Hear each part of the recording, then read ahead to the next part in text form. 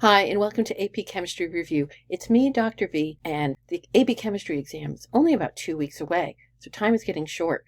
What I'd like to do in this webcast to help you be ready for that major exam is to go through free response question number 7 from the 2021 exam. Now, this is one of the short free response questions, and that means it's scored out of 4 points. Before we go any further, grab your calculator and your periodic table and your formula sheet. I recommend that you listen to me present each part of the problem and then pause the webcast and try to work through the problem on your own.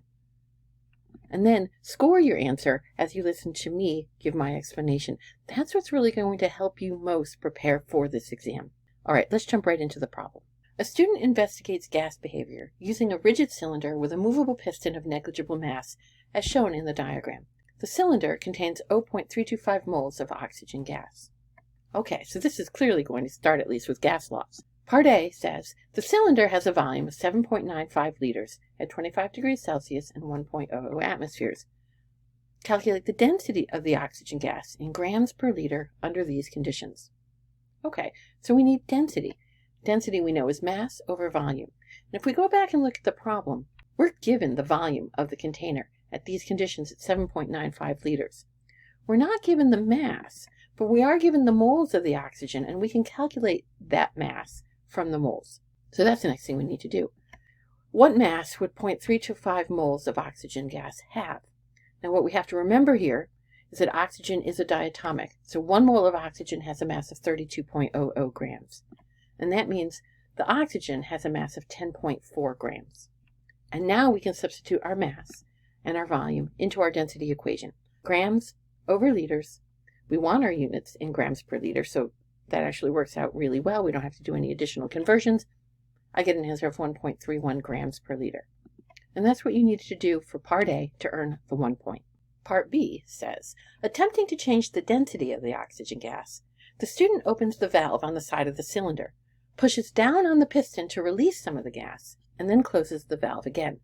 The temperature of the gas remains constant at 25 degrees Celsius. And here's the question. Will this action change the density of the gas remaining in your cylinder? Justify your answer.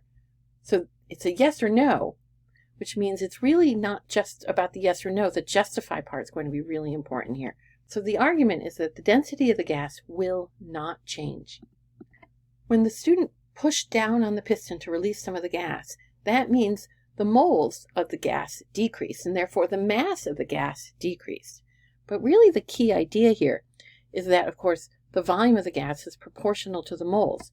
And so the volume of the gas is going to also decrease proportionally based on the amount of gas that remains in the container after some of it went out of the cylinder. We know that the temperature of the gas remained the same, and the pressure on the piston, we're assuming, didn't end up changing either.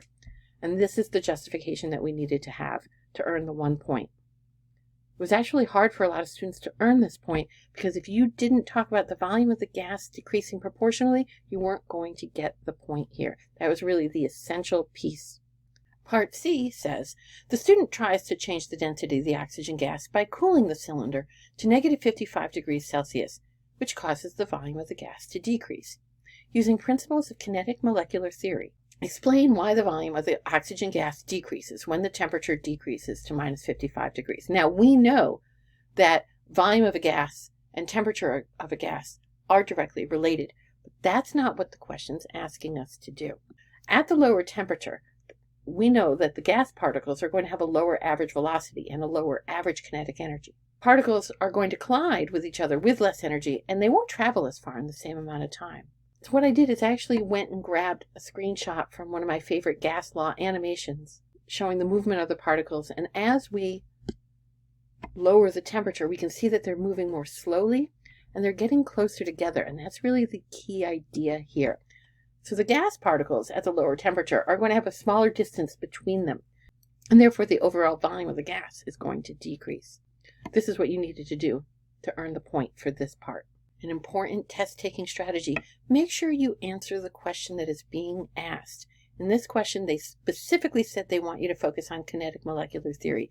You need to talk about the movement of the particles and kinetic theory and not just restate Charles' law. That's not going to get you the point here. There is a fourth part to this question.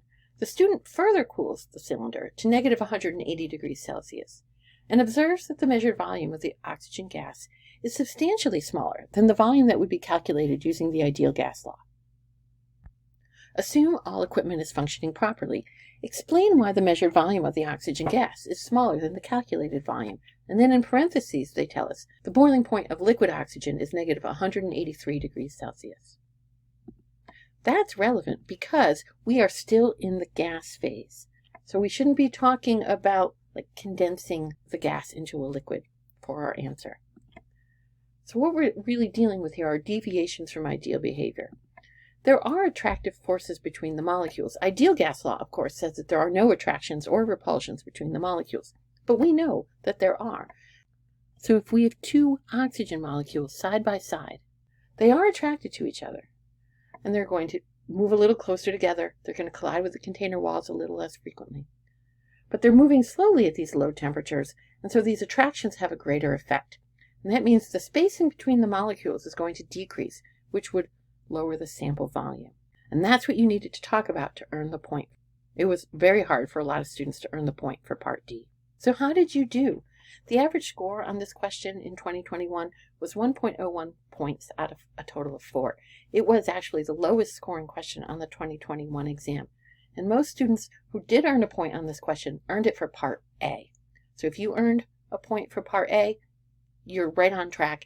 If you got another point anywhere in this question, then you should be really pleased because you had to have very specific, focused answers to earn more than 1 point on this question. Part A was definitely the most accessible part. If you found this webcast to be helpful, like the video and leave a comment.